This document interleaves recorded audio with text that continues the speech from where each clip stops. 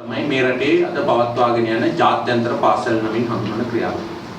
මේක මුලදී කොළඹ රාජතාන්ත්‍රික පිරිස් වල දරුවන්ට සහ නිදහස් වෙළඳ කලාපවල සේවය කර දරුවන්ට සහ මහවැලි ව්‍යාපාරය නිර්මාණය කරන්න පැමිණිච්ච විදේශ උපදේශකයන්ගේ දරුවන්ගෙන් ආරම්භ වෙලා දැන් අද වෙනකොට රටේ ශිෂ්‍ය ජනගහනයෙන් 10%කට පමණ අධ්‍යාපනය ලබා දෙන විශාල ක්‍රියාවලියක් බවට පත් වෙලා තියෙනවා.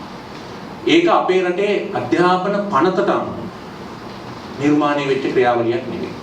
අපේ මට මතකයි 2014 වර්ෂයේ මේ ජාත්‍යන්තර පාසල් වල දරුවෝ සාමාන්‍ය පෙළ සමත් වෙලා උසස් පෙළ ගන්න රජයේ පාසලට ඇතුල් වෙන්න ගියාම අධ්‍යාපන අමාත්‍යවරයා හිටියු බඳුළු ගුණවර්ධන මැතිතුමා නියෝගයක් නිකුත් කළා. ඒ අය අධ්‍යාපන පනතට උපකෘත පාසල් කියන ඒ තේමාවට ගැනෙන්නේ නැති නිසා ඔවුන් නීති විරෝධී ආයතනවල උගන්වා ගන්න පිරිසක් නිසා ඔවුන් බඳව ගන්න එපා.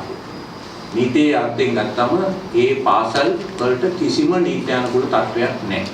ඒවා සමාගම් පනත යටතේ ලියාපදිංචි වෙලා යන ආයතන. ඒ එක පැත්තක් අනිත් පැත්තෙන් මේ ආයතන මේ රටේ විෂය මාලාව නෙවෙයි උගන්වන්නේ. මේ විෂය මාලාව එංගලන්තයේ විෂය මාලාව. ඉතින් එංගලන්තයේට පුරවැසියන් බිහි කිරීම සඳහා යන ක්‍රියාවලියක්. අපේ රටේ විෂය මාලාව නෙවෙයි. බොහෝ පාසල්වල 90%ක් මේකයි තත්ත්වය.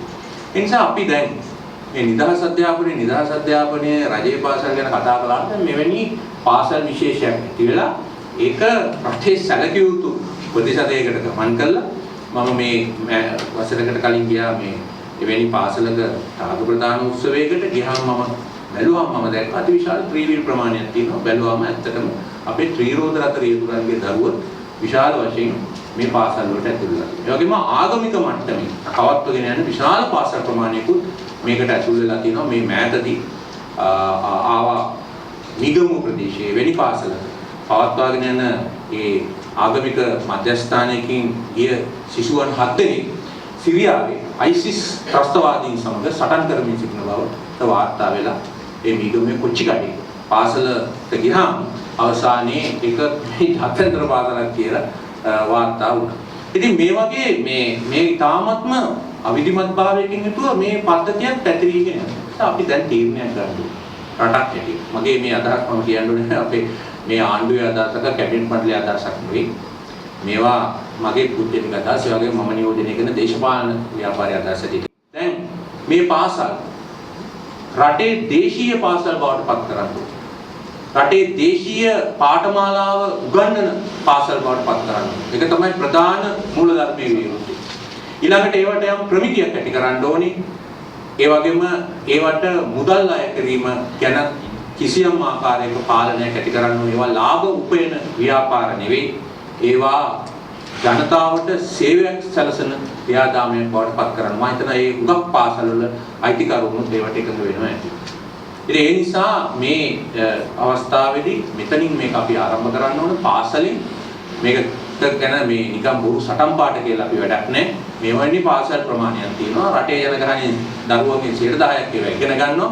ඒවා දේශීය පාසල් බවට පත් කරලා විධිමත් ප්‍රමිතිකරණයකට ලක් කරලා විධිමත් ආකාරයට අධීක්ෂණය කරලා ඒවට ලාභ උපයන්නේ නැතුව ඒ පාසල් පවත්වාගෙන යාම සඳහා අවශ්‍ය නිර්ණයකරණයක් කිරීම අත්‍යවශ්‍ය වෙලා තියෙනවා. ඊළඟට විශ්වවිද්‍යාල වලට අද විශාල මාරාන්තික පොරයක් ඇති වෙලා තියෙනවා. ඒ විශ්වවිද්‍යාල අධ්‍යාපනය සඳහා තිබෙන පොරය අපි උසස් පෙළ විභාගයන් වලට ගිය මීට අවුරුදු 30කට කලින් කිසියම් ප්‍රමාණයකට තිබුණාට අද ඊට වඩා විශාල වෙනස් තත්ත්වයක් මේක තුල ඇති වෙනවා. නැවතත් ලංකාව තුළ අලුතෙන් ආරම්භ කළ යුතු තත්ත්වයක තියෙනවා කියලා තමයි අපිට